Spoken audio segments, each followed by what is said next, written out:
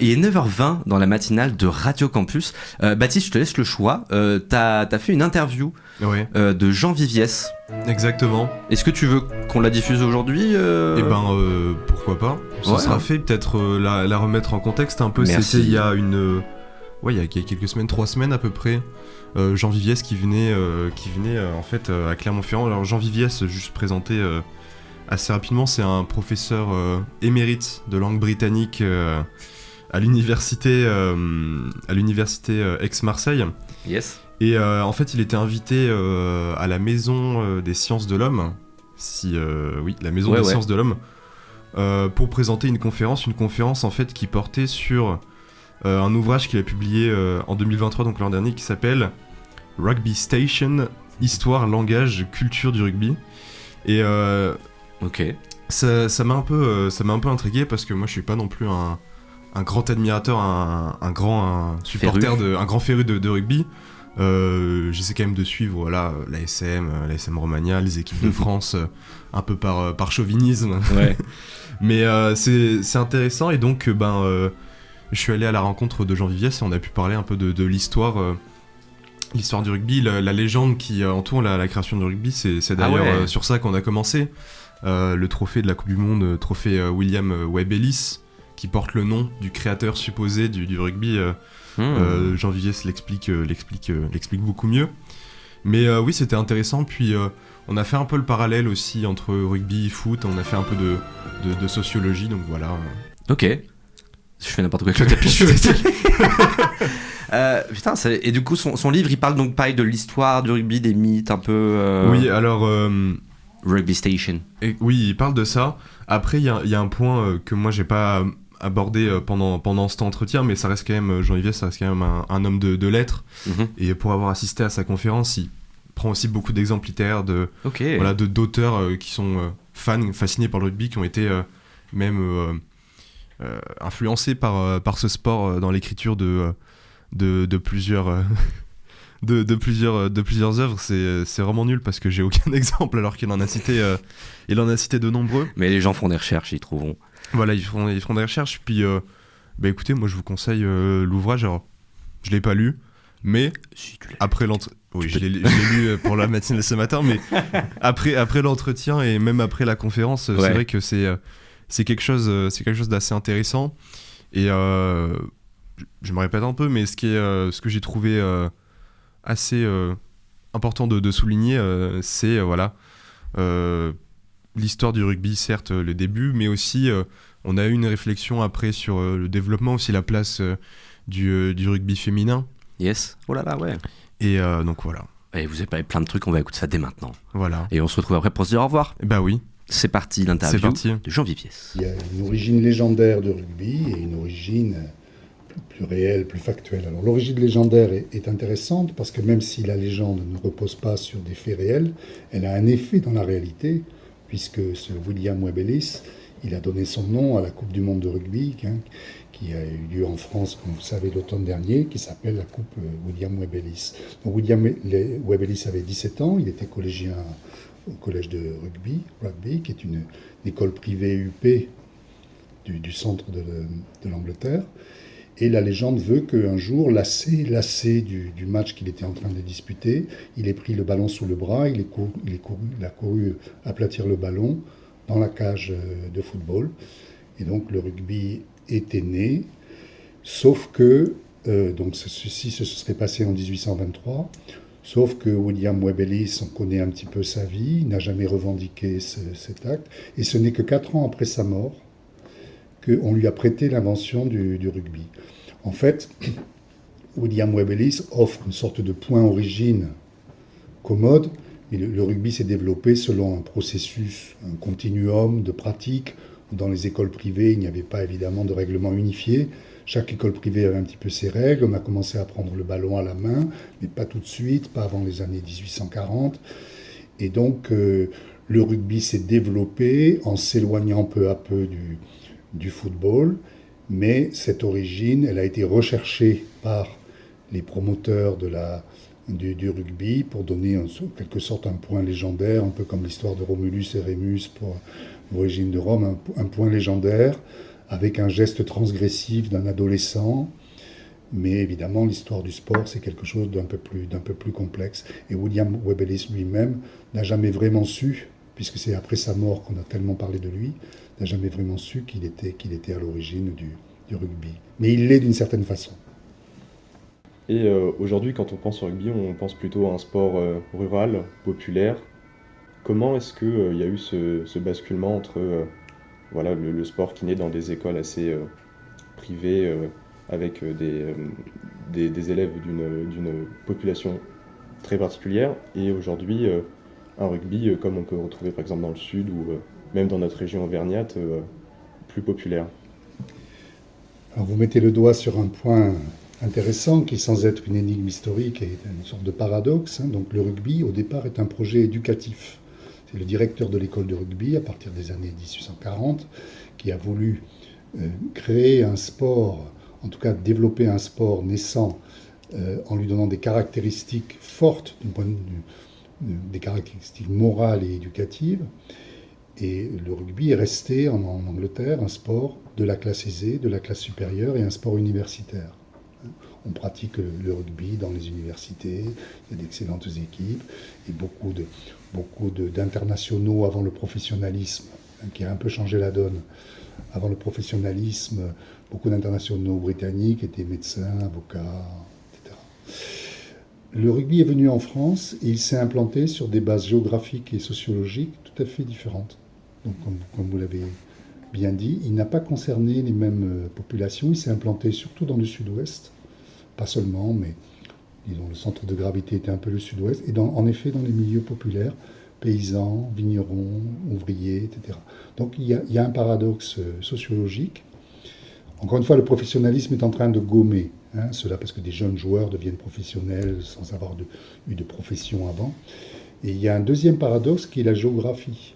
On se serait attendu à ce que le rugby se développe en France, par exemple en Bretagne, proche culturellement des pays celtes, les pays de Galles et l'Irlande. Eh bien, ça n'a pas été le cas, pas plus qu'en Normandie. Ou dans le Nord, où il y avait des mineurs, comme au Pays de Galles, qui jouent au rugby. Eh bien non, c'est dans le Sud-Ouest.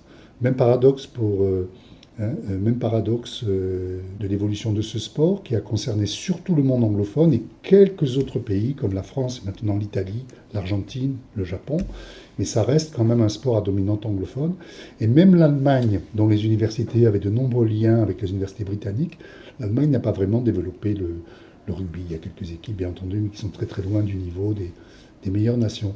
Donc, sociologiquement, le rugby en France n'est pas le rugby britannique, et géographiquement, non plus. Je trouve que c'est intéressant aussi de faire un parallèle avec le football. Aujourd'hui, il y a beaucoup de changements dans le rugby qui se professionnalisent de plus en plus. Récemment, il y a des équipes, je pense au Fidji pendant la Coupe du Monde, même la France aujourd'hui, qui affiche les noms des joueurs sur les maillots. Est-ce qu'aujourd'hui, le rugby, vous pensez, est-ce qu'il se rapproche un petit peu qui perd un peu de ses valeurs originales, peut-être pas originales, mais en tout cas que l'on connaissait ici, pour se rapprocher vers des valeurs un petit peu plus individualistes, un petit peu plus techniques et tactiques que l'on prête plus généralement au football? Oui, c'est un point clé que vous soulevez. Le professionnalisme est en train de rebattre les cartes. Historiquement, culturellement, dans le rugby, il n'y avait pas de vedettariat. Il y avait, jusqu'à un point presque mystique, la notion de l'esprit d'équipe. L'esprit d'équipe, ce n'est pas celui qui marque l'essai qui a forcément le plus de mérite, et ce n'est pas forcément celui-là qu'il faut retenir, puisque en bout de ligne, parfois c'est celui qui a fait le moins d'efforts, et il y a 14 autres joueurs qui ont joué un rôle dans la construction de cet essai. Le football a toujours valorisé le buteur, etc. Et c'est vrai que ce que vous avez pointé à l'instant, c'est-à-dire l'affichage, juste cette année, du nombre des joueurs dans le dos, change un petit peu le regard que le rugby porte sur lui-même.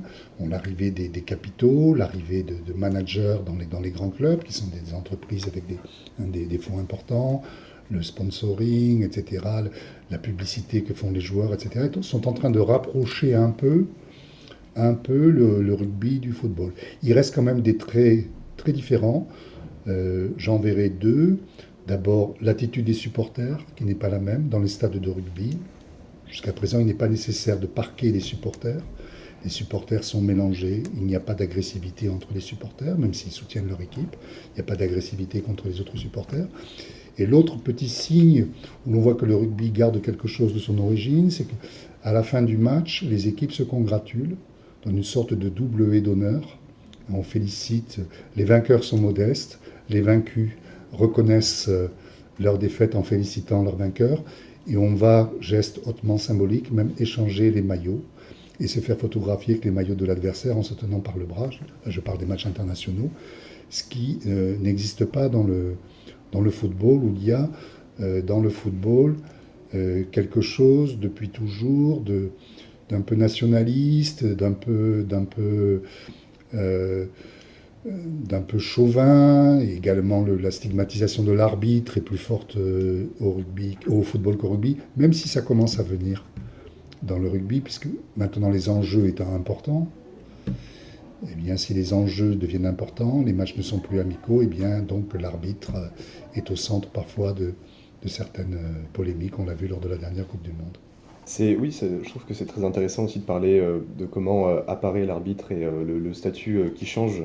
Justement, moi, ce qui m'a interpellé aussi dans votre réponse, c'est quand vous parlez des tribunes. Alors, là encore, pour comparer au football, les tribunes, c'est un aspect très important des clubs. On peut parler des clubs pas vraiment locaux, mais qui sont assez proches de nous, Saint-Étienne, même Lyon, qui existent aussi par les groupes de supporters. Comment est-ce que ça s'explique? Parce que généralement pas tous bien sûr, mais dans les tribunes de football, on conteste, on vient demander quelque chose, des fois on défend une idéologie, qu'elle soit extrémiste ou non, plus souvent extrémiste. Mais comment est-ce que vous expliquez ça justement, ce parallèle, cette différence entre les tribunes d'un stade de rugby et d'un stade de foot? Alors, si on faisait de la sociologie primaire, on dirait que ce ne sont pas les mêmes supporters en termes de la façon dont ils se perçoivent dans la société et la façon dont ils perçoivent l'enjeu du match. À partir du moment où, au départ, la valeur cardinale du rugby, c'était l'amateurisme, il n'y avait pas lieu de se désoler plus que cela d'une défaite ou d'une victoire. À partir du moment d'une défaite, surtout, si on avait bien joué, ça s'était bien passé. Le football est professionnel, il est un facteur d'ascension sociale important. On le voit dans les banlieues en France, dans les quartiers, etc. Et donc la position symbolique des joueurs et des supporters, qui leur sont souvent proches des origines des joueurs sociologiquement, fait que l'enjeu est beaucoup moins de l'ordre de l'amateurisme que d'une victoire, comme si les supporters finalement livraient eux-mêmes leur propre bataille contre les supporters adverses. On voit les drapeaux, les banderoles, les slogans, voire les insultes. Au rugby, il y a des drapeaux, mais il n'y a pas ce registre de l'importance très grande de la victoire, comme si on perdait quelque chose, si l'équipe qu'on soutient a perdu, comme si on était humilié en quelque sorte. Et en revanche, quand on gagne, on peut se réjouir de voir l'adversaire humilié. Moi, en ce qui me concerne, quand je vais voir des matchs internationaux, je chante les deux hymnes, l'hymne français et l'hymne de l'autre équipe, et je vois qu'autour de moi, beaucoup en font de même. Et je n'ai jamais décelé la moindre agressivité, même quand j'étais au milieu de supporters anglais ou néo-zélandais. Et d'ailleurs, une certaine presse essaie, de façon tout à fait artificielle, d'exacerber une sorte de rivalité franco-anglaise. Elle existe en partie parce que les Anglais ont inventé le rugby, même si ce n'est pas forcément William Webb Ellis, ce sont les Anglais. Et donc, d'une certaine façon, ils se ressentent un petit peu comme les maîtres et les dépositaires de ce jeu, à tel point qu'à la fin du 19e siècle, lors du premier match où les Français ont affronté les Anglais, avaient fait bonne figure, vaincus de peu, le président de la fédération anglaise avait dit « Il est étonnant quand même que des Français puissent jouer si bien un jeu si compliqué ». Voilà. Mais ça reste de l'ordre de la chicane et du sarcasme, mais pas de la guerre. Merci. Moi, j'avais un autre point que je voulais aussi aborder. C'est une particularité du rugby qu'on ne trouve pas dans beaucoup d'autres sports d'équipe. C'est justement des disciplines différentes. Alors le rugby à 15 qu'on connaît, qui est le plus populaire, Aujourd'hui, on parle beaucoup du rugby à 7, notamment parce que c'est un sport olympique et que Antoine Dupont Absolument. est pressenti, normalement c'est officiel, qui jouera pour l'équipe de France olympique, mais aussi du rugby à 13. Alors, j'ai vu quelque chose, vous allez me corriger si c'est faux, qu'il y avait eu une pression contre le rugby à 13 qui avait été faite en Angleterre. J'ai lu ça, j'ai pas vraiment de détails, mais qu'il y avait une histoire de tension entre le rugby à 15 et le rugby à 13. Oui, tout à fait. Alors, c'est difficile de résumer ça en quelques phrases, mais en 2 mots, le rugby à 13 est venu d'une scission avec le rugby à 15, parce que le rugby à 13, dans le nord de l'Angleterre, qui était joué plutôt par les mineurs, etc., qui devaient sacrifier une journée pour l'entraînement et pour le match, voulait être payé. Et la fédération dominante, la fédération ne voulait pas que les joueurs soient payés pour jouer. Ils étaient, comme je vous ai dit, ils exerçaient leur propre profession. Donc c'est une scission au XIXe siècle entre le rugby à 13 et le rugby à 15. Le rugby à 13 est devenu professionnel. Il est encore très vivant en Angleterre, en Australie, dans certaines régions de la France, comme le Roussillon par exemple, ou à Toulouse. Mais le rugby à 13 et le rugby à 15 ont eu des développements séparés, avec une hostilité entre les deux fédérations pour cette question de l'amateurisme. Le régime de Vichy a d'ailleurs interdit le rugby à 13 pour favoriser le rugby à 15 amateur. Et ce n'est que plus tard, ce n'est qu'après la guerre que le rugby à 13 a été de nouveau autorisé, mais avec une petite nuance intéressante qui n'était pas autorisé à s'appeler rugby. Il s'appelait jeu à 13. Et ensuite, il est redevenu rugby à 13. Mais il n'a pas la même aura, la même envergure, les mêmes relais médiatiques, etc. que le rugby à 15. Ces joueurs ne sont pas très connus. Alors, le rugby à 7, c'est autre chose. C'est une variante du rugby à 15, avec 2 fois moins de joueurs, et donc beaucoup plus de courses et de jeux à la main. Et donc un joueur comme celui que vous venez de citer, Antoine Dupont, qui a une accélération foudroyante et une très grande aisance et beaucoup de crochets, etc., il n'est pas étonnant qu'il ait voulu se tester sur le rugby à 7, qui est sûrement un registre du rugby qui lui convient bien.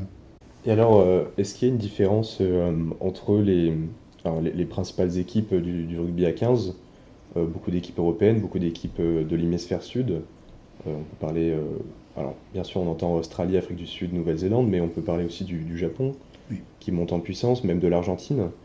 Est-ce qu'on retrouve un petit peu ces mêmes pays dominants dans les autres, alors le rugby à 13 beaucoup moins présent à l'international, mais est-ce qu'on retrouve un petit peu ces mêmes nations dominantes dans le rugby à 7 justement? Oui, ce sont à peu près les mêmes, parce que le rugby n'est pas encore un sport planétaire. Il y a une douzaine d'équipes qui sortent du lot. On le voit d'ailleurs à la Coupe du Monde, on essaie de faire venir d'autres équipes et il y a des scores du genre 90-0 parce qu'il y a des écarts de niveau terribles. À 7, les Fidji par exemple sont très bons parce qu'ils ont un jeu qui repose vraiment sur l'adresse, les feintes, etc. Et c'est une très bonne équipe. Ils sont mieux placés dans le palmarès qu'en rugby à 15. Au rugby à 15, ils sont un peu plus défavorisés par les phases très techniques que sont la touche, la mêlée, etc., qui sont des phases dans lesquelles ils investissent moins. Mais dans le jeu courant, dans les courses et dans la puissance physique, ils sont redoutables. Ce sont à peu près les mêmes équipes. Alors on trouve par exemple les États-Unis, qui jouent à 7, qui sont meilleurs à 7 qu'ils ne sont à 15.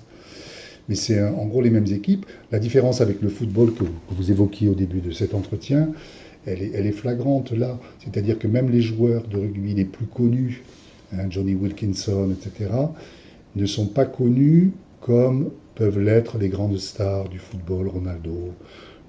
Tout enfant africain a entendu parler de Kylian Mbappé. Et je ne suis pas sûr plutôt qu'ils connaissent les grandes stars du rugby, qui est un sport qui, pour des tas de raisons culturelles, économiques, sociales, les concerne assez peu.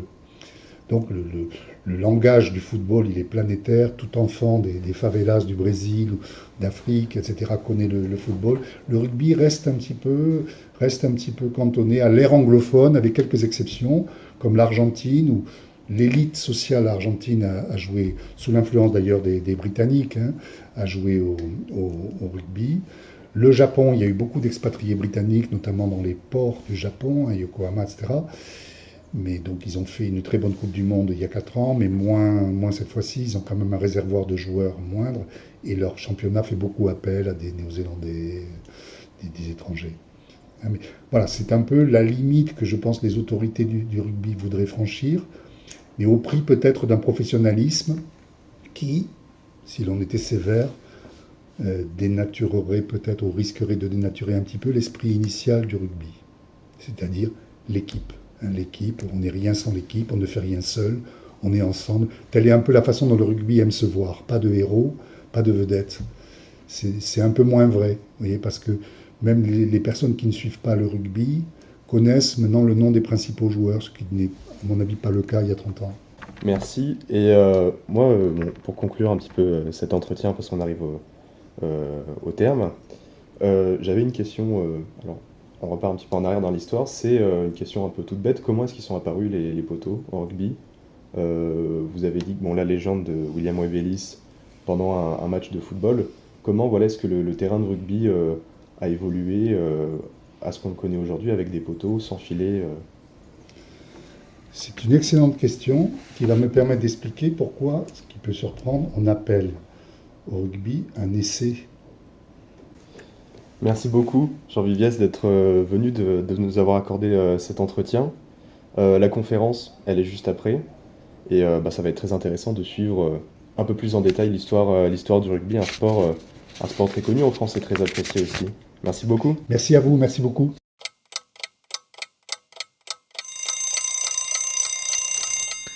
C'est la matinale de Radio Campus. Ça, c'était l'interview de Jean Viviès. Dis donc, c'était vachement intéressant.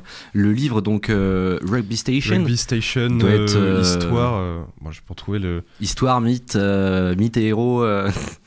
Histoire. Non, mais oui, t'inquiète pas, on va avoir le titre plus tard. Rugby Station, vous trouverez bien sûr le livre écrit par Jean Viviès. Ouais, histoire. On sent qu'il y a une passion, hein. Oui.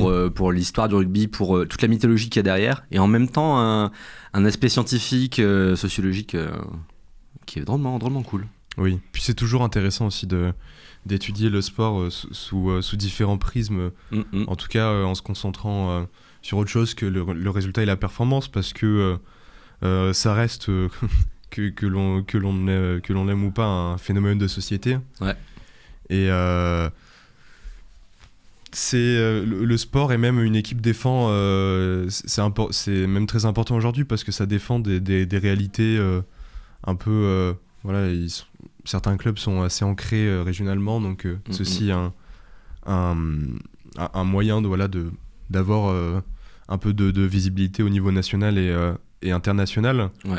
Puis c'est aussi des très gros employeurs, je pense. Oui. On en parlait, Sochaux, qui était relégué en 3e division en foot. Sochaux, c'est un grand club de l'histoire du football français. Les relégations administratives, ça a supprimé... alors, je sais pas si ils ont encore été supprimés, les postes, mais en tout cas, à terme, ça va en supprimer. Et puis le budget descend de toute façon. Le budget va descendre, et donc c'est des employeurs, et ils font partie du tissu économique local. Ouais. Dans beaucoup de territoires. Ouais. Bah, par exemple, moi je viens de Nevers, je vois que depuis qu'il y a Luçon, la première équipe jaune et bleu, ils ont eu des jaunes et bleus avant l'ASM. Je vois que ça a un impact économique dans les investissements et tout, puis ça ramène du monde, quoi. Vraiment bien, du coup, donc cette interview. Si vous avez raté un bout, n'hésitez pas à aller sur campus-clan.net pour récupérer le podcast de l'émission et réécouter toute l'interview en entier. Eh ben oui. Tu m'as dit que tu avais une question pour moi?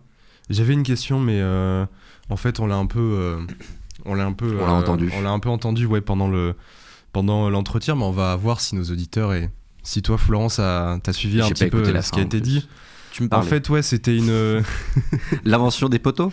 Non, ouais, l'arrivée ma question, ouais, portait sur l'arrivée des poteaux en rugby. Mais en fait, on a un peu détourné ça. Pourquoi est-ce qu'un essai, ça s'appelle un essai? Donc. A try. A try. Est-ce que t'as la réponse, Florence? Pourquoi un essai, c'est un essai? Ouais. Parce que t'as essayé de marquer. Je sais pas. Mais généralement, quand tu marques un essai. Je sais pas. Bon.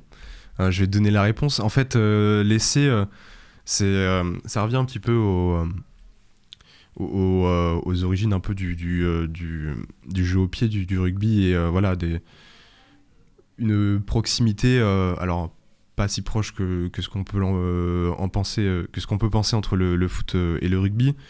Mais en tout cas, à l'époque, aplatir le ballon dans la zone d'en-but, donc ce qu'on appelle aujourd'hui marquer un essai, ça donnait le droit à une tentative pour taper le ballon au-dessus de la cage. Pour transformer alors, l'essai. ce qui est aujourd'hui la transformation. Et à l'époque, c'était le seul moyen de marquer des points au rugby. Et donc, c'est aussi pour ça qu'on a ajouté des poteaux pour un peu se faciliter, se dire, bon, est-ce que le ballon est vraiment passé au-dessus ou alors est-ce que c'est passé à côté, donc voilà. Ok, oui, parce que ça te donne le droit d'essayer. Ok. Je me demande comment on dit. On dit pas ça. On dit un touchdown pour le football américain. Ouais, un touchdown. Et c'est parce que du coup, justement, t'as 4 chances de passer la ligne des 10 yards. Mais je sais pas comment ça s'appelle du coup. Je crois que c'est un try, non? Un run. En football, il y a plusieurs manières de marquer un touchdown. Après, c'est un peu différent du rugby parce que le rugby, on passe par l'arrière, machin. Le football américain, c'est vraiment tout en avant. C'est de la projection, puis c'est un jeu qui est beaucoup plus haché.